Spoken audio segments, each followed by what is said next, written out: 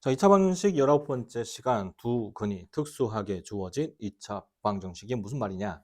그러니까 근에 대한 조건이 나와 있는 문제를 얘기하는 거예요. 예를 들어서 어떤 2차 방정식이 있습니다. 그 2차 방정식의 두 근의 비가 m 대 n입니다. 예를 들어서 뭐 2 대 3입니다. 두 근의 비가 2 대 3입니다. 이렇게 나와 있어요. 그러면은 한 근이 이면 다른 한 근은 3이라는 얘기겠죠. 근데 인지 3인지 인지 4 대 6일 수도 있고 이게 또 뭐 6 대 9일 수도 있고 막 다양하게 나올 수 있죠. 그러니까 몇 대 몇인지 모르니까 2 대 3인 것만 알고 있으니까 이거를 이제 비례상수라고 하는 걸 이용해서 K라고 하는 비례상수를 이용해서 2K 대 3K 이렇게 쓰자 이런 얘기예요.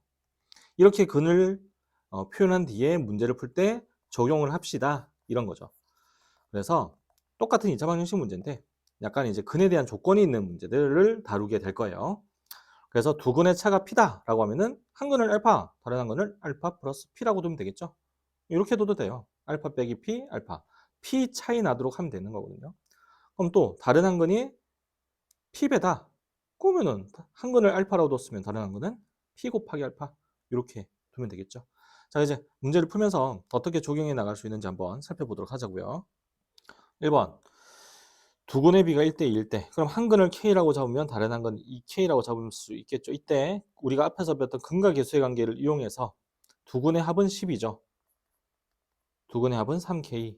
약분하니까 K 값이 4인 걸 알 수 있어요. K가 4니까 4하고 8. 이 두 개가 근이라고 하는 걸 알 수 있죠. 두 근의 곱이 마이너스 2M. 두 근의 곱은 4, 8, 32. 이렇게 되겠지. 약분하니까 M의 값이 마이너스 16인 걸 간단하게 알 수 있어요. 그 다음 8번. 2차 방정식의 두 근의 차가 2일 때, 두 근의 차가 2면 한 근을 알파, 다른 한 근을 알파 플러스 2라고 두면 되겠죠. 이때 여기서는 두 근의 곱을 알 수 있죠. 두 근의 곱이 8이라고 하는 걸. 그래서 두 근의 곱은 알파 곱하기 알파 플러스 2인데 이게 8인 거죠. 정리해주면 알파 제곱 더하기 2알파 넘겨주니까 마이너스 8은 0이고 인수분해 되죠? 2하고 4 여기가 마이너스 그 알파의 값은 2 또는 마이너스 4가 될 수 있습니다. 자, 그래서 1번 알파가 2면 다른 한 거는 4가 되겠죠. 알파가 2면 다른 한 거는 4가 될 거예요. 그래서 두 근의 합은 6이 되고 두 근의 합은 마이너스 a분의 b니까 m-1 따라서 이때는 m 값이 7일 거고요. 두 번째 알파가 마이너스 4면 다른 한 거는 마이너스 2겠죠. 이렇게. 그래서 두 근의 합은 마이너스 6이 되고요. 여기 역시 똑같이 n-1일 거니까 m의 값은 마이너스 5가 되겠죠. 이렇게 해서 알파의 값이 2일 때 마이너스 할 때 이게 두 가지 형태가 나올 수 있다. 이라는 점 알겠죠? 11번 x에 대한 2차 방정식의 한 근이 다른 근의 3배일 때 한 근이 다른 근의 3배일 때 다른 근을 k라고 두면 한 근은 3k라고 쓸 수 있죠. 이렇게 3배니까.